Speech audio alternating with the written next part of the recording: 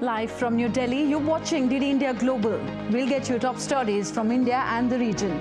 I am Tanvi Taneja, and for news from the rest of the world, I'm joined by my colleague in Washington, D.C., Caroline Malone. Caroline, good evening from New Delhi. Well, good morning, Tanvi. It's 9 a.m. here in Washington, D.C., and 3 in the afternoon across Central Europe. Coming up in the next 30 minutes, we have more on the attempts to get border and security bills passed in U.S. Congress.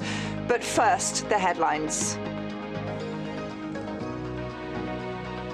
U.S. Secretary of State Antony Blinken meets Israeli Prime Minister and President to discuss Hamas's new ceasefire proposal of a 135-day truce with complete Israeli withdrawal. U.S. House of Representatives rejects a Republican-led bill aiming to provide $17.6 billion to Israel in aid. Democratic President Joe Biden promises to veto the House's Israel-only measure. Pakistan prepares for general elections tomorrow amid widespread security concerns. 2 bomb explosions kill at least 26 people in Balochistan province this afternoon.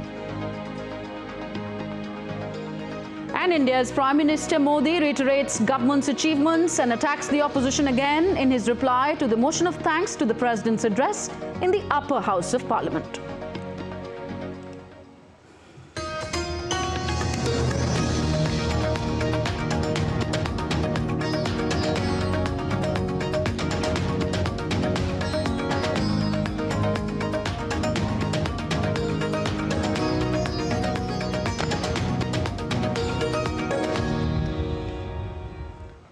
First news from West Asia. U.S. Secretary of State Antony Blinken has met Israeli Prime Minister Benjamin Netanyahu in Jerusalem. Blinken also met Israeli President Isaac Herzog today. The top diplomat is in Israel reviewing Hamas's new proposal of a 135-day Gaza truce with complete Israeli withdrawal. U.S. Secretary of State Antony Blinken said there's still a lot of work to be done, but there is belief that an agreement is possible and essential. Hostages are foremost on our minds and in our hearts. As you know, we now have a response from Hamas to the proposal that was put on the table. The way forward, we're looking at it intensely, as is, I know, the government of Israel. There's a lot of work to be done, but we are very much focused on doing that work and hopefully being able to resume the release of hostages that were interrupted. Earlier, in a joint presser with U.S. Secretary of State, Qatari Prime Minister Mohammed bin Abdul Rahman Al Thani said that Hamas has given a promised reply to a proposed deal for the release of the remaining hostages. We have received a response from the Hamas regarding the framework of the agreement between the parties on hostages. The response contains some remarks on the framework, but in general it is a positive response. But due to sensitivity of the phase, we cannot go into details. The response makes us hopeful, and we have presented it to the Israeli side. On the ground, Israel's military said that its troops had killed dozens of terrorists throughout Gaza in the past 24 hours, with fighting particularly focused on Khan Yunis. Israeli Defense Forces from the Paratroopers Brigade say they encountered and neutralized an armed terrorist cell locating large quantities of weapons, including AK-47 rifles, grenades, and explosive devices. Now on to Israel's aid, this bill that has been floating in the U.S. Senate. Now, a bipartisan $118 billion U.S. Senate bill to tighten border security and provide aid to allies Ukraine and Israel appeared headed to the scrap heap on Wednesday. My colleague Caroline Malone is in Washington, D.C. She gives us more on this and other stories making headlines around the world. Caroline, any chance of this Israel aid bill getting passed? Well, the U.S. House of Representatives rejected a Republican-led bill on Tuesday that was aiming to provide $17.6 billion to Israel in aid. and a bipartisan $118 billion US Senate bill to tighten border security and provide aid to Israel and Ukraine also seems to have little chance of becoming law, as Republicans backed by Donald Trump are against the idea. However, Senate Majority Leader, who's a Democrat, Chuck Schumer, is set to hold a vote on a security bill without the border funding, before also trying to push forward another bill with the border funding on Wednesday to give Democrats a chance to vote for them. Well, Yemen's Houthi rebels on Tuesday have claimed responsibility for another missile attack in the Red Sea, causing damage to some ships. The group's military spokesperson claimed the group had fired naval missiles at 2 cargo ships, the Greek-owned Star Nasia and Morning Tide. Well, a Greek shipping ministry official said it's unclear whether the explosion was caused by a sea mine or a rocket, adding that no crew were injured. Well, Ukrainian air defense systems shot down 29 missiles and 15 drones launched by Russia on Wednesday. Ukrainian President Volodymyr Zelensky took to social media and said 2 people were killed and at least 10 were injured in Kyiv. Russian forces launched 64 missiles and drones in several waves of attacks, in which 44 were brought down. Kyiv's mayor said that the capital remains a target. DD India's Megumi Lim reports from Kyiv.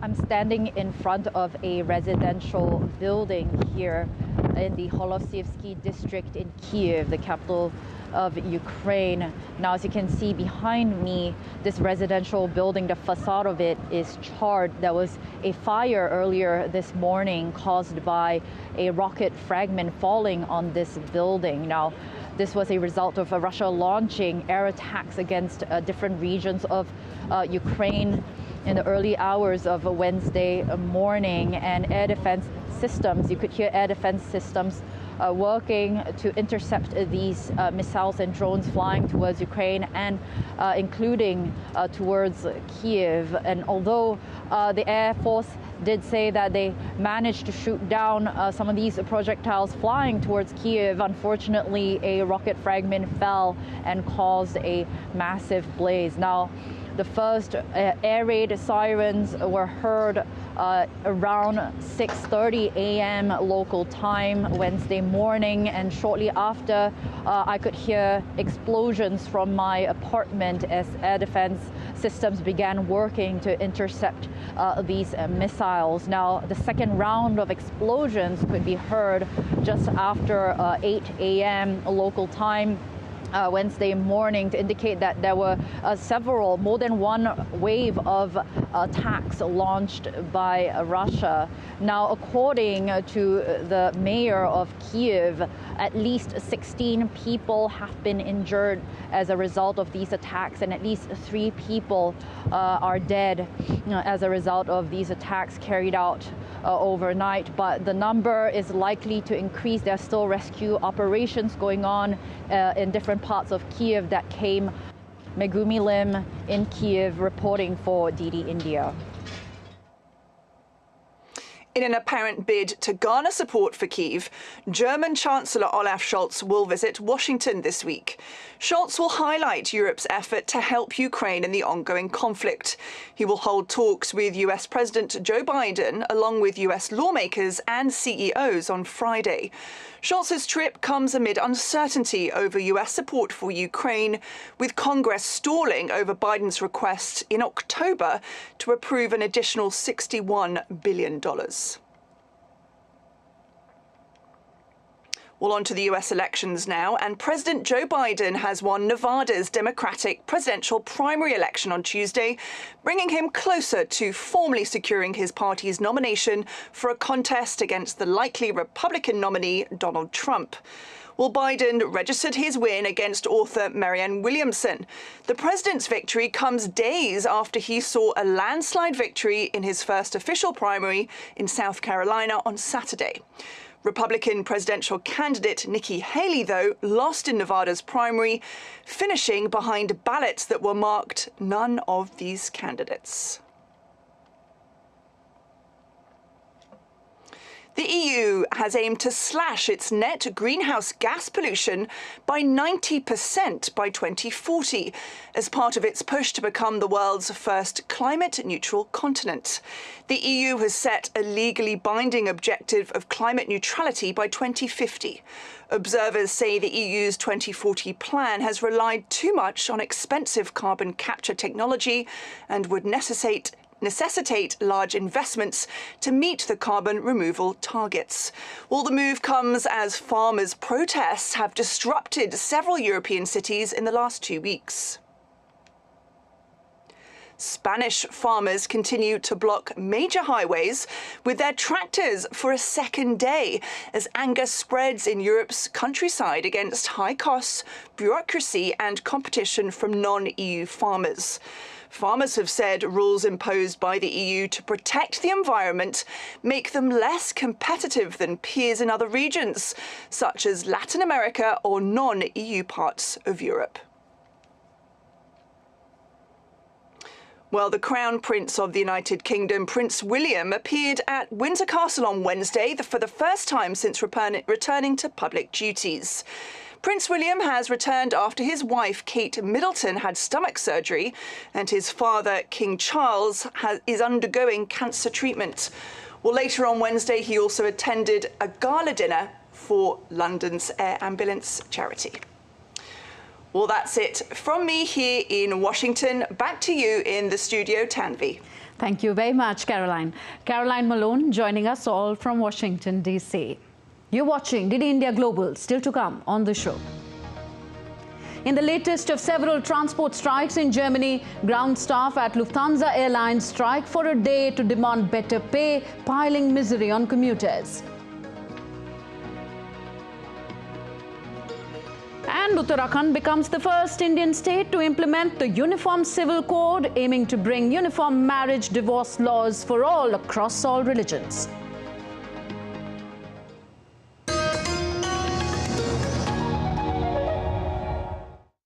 Is telepathy real or fiction? Could it soon be a reality? Imagine controlling your world with your mind.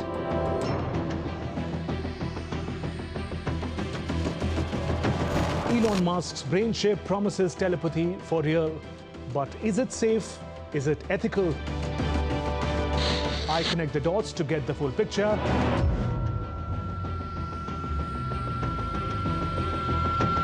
Watch Connecting the Dots every Friday at 8 p.m. IST on DD India.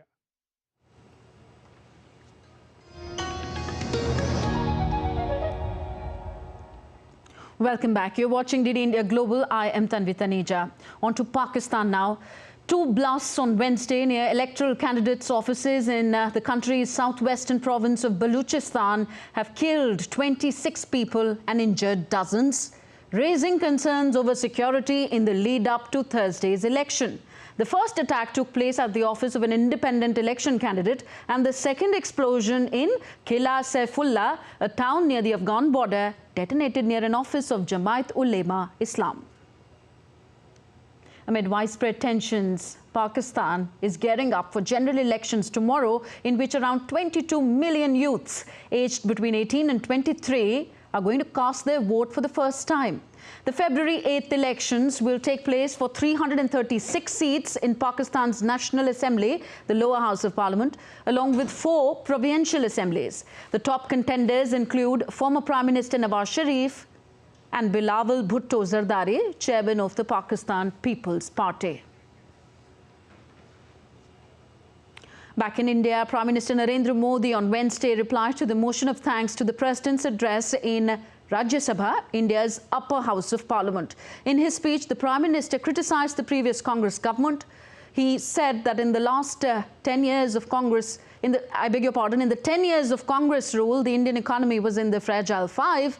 On the other hand, in their 10 years, India has been one of the top 5 economies. जो कांग्रेस 10 वर्ष में 12 number से 11 number पर आर्थिक व्यवस्था ले आ पाई, 10 साल में 12 से 11 नंबर, और आप 12 से 11 आने में बहुत मेहनत नहीं पड़ती है। जैसे जैसे आगे बढ़ते हैं तो मेहनत और बढ़ती है। हम 10 साल में 5 नंबर पे ले आए। और ये कांग्रेस हमें यहाँ आर्थिक नीतियों पर लंबे लंबे भाषण सुना रही है। जिस कांग्रेस ने देश की गली सड़कों चौक चौराहे पर अपने ही परिवार के नाम के पाठ जड़ दिए हैं, वो हमें उपदेश दे रहे हैं। वो हमें सामाजिक न्याय पाठ पढ़ा रहे हैं। जिस कांग्रेस के अपने नेता की कोई गारंटी नहीं है, अपनी नीति की कोई गारंटी नहीं है, वो मोदी की गारंटी पर सवाल उठा रहे हैं। India's Finance Minister Nirmala Sitharaman today said that prices of essential commodities have declined in India. Speaking in India's lower house of parliament, the Indian Finance Minister also said that multidimensional poverty in India has come down. Retail inflation, sir, has declined from an average of 6.8% in April-December 2022 to 5.5% in the corresponding period of 2023.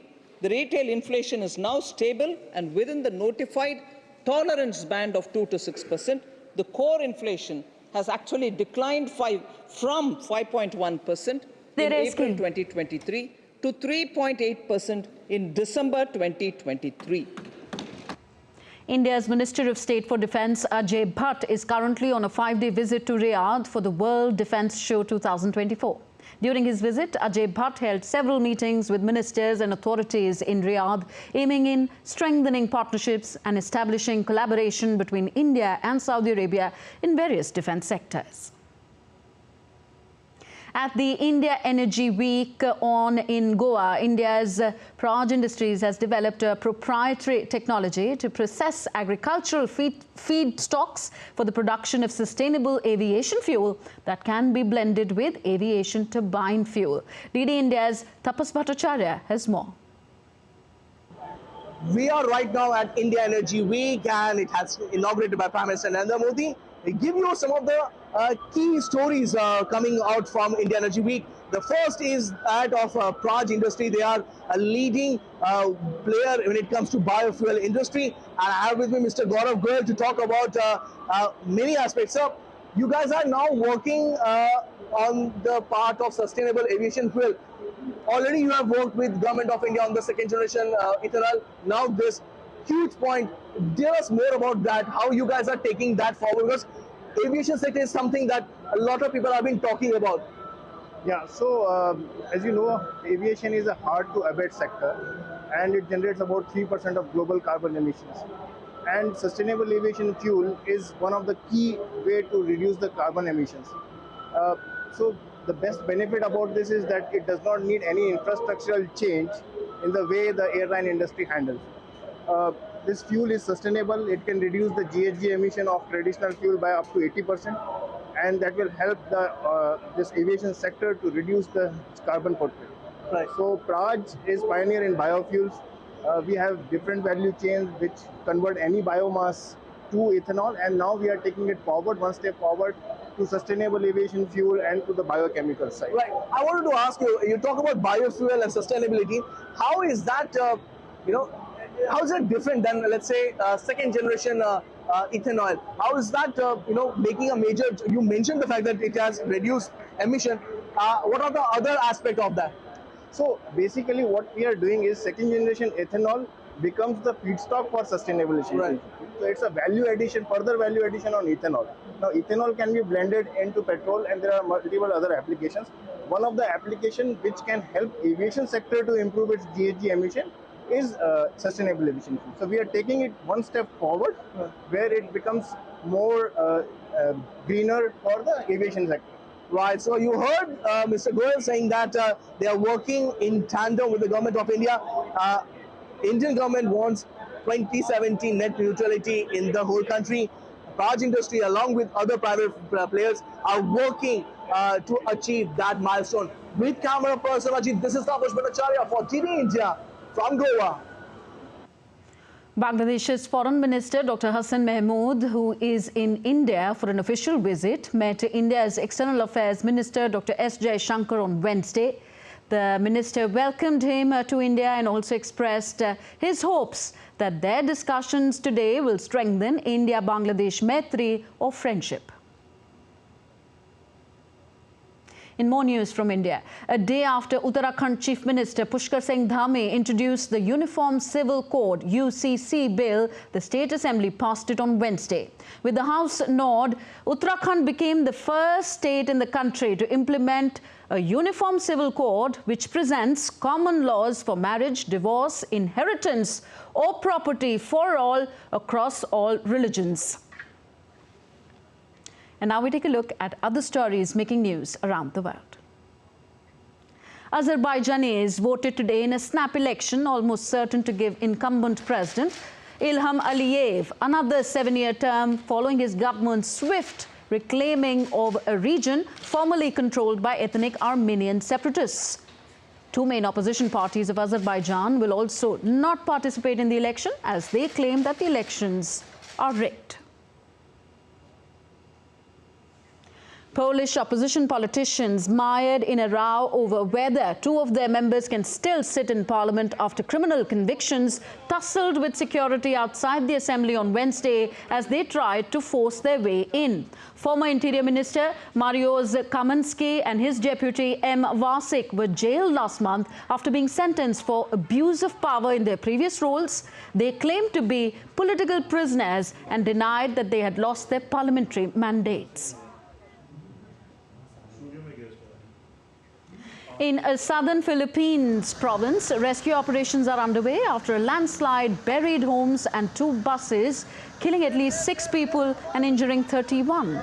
The landslide on Tuesday night struck outside a gold mining site in the town of Mako, where the buses were picking up employees. Germany's national airline carrier Lufthansa cancelled approximately 1,000 flights scheduled for Wednesday amid industrial action from ground crew.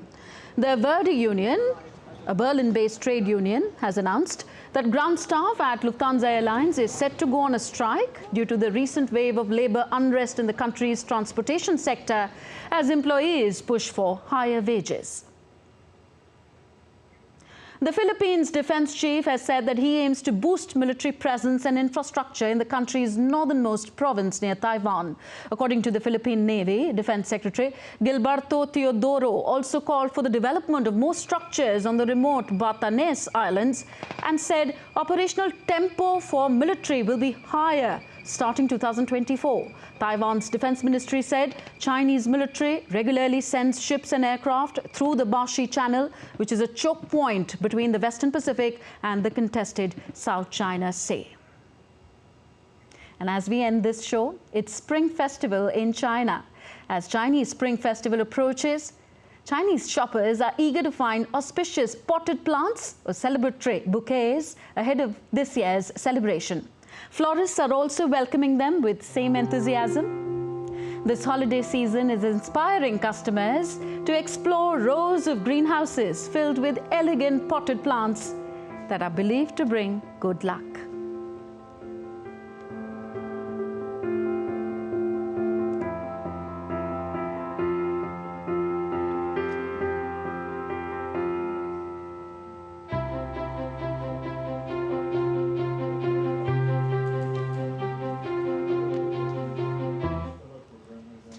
So with that, it's a wrap in this edition of DD India Global. Do let us know your thoughts on the news of the day.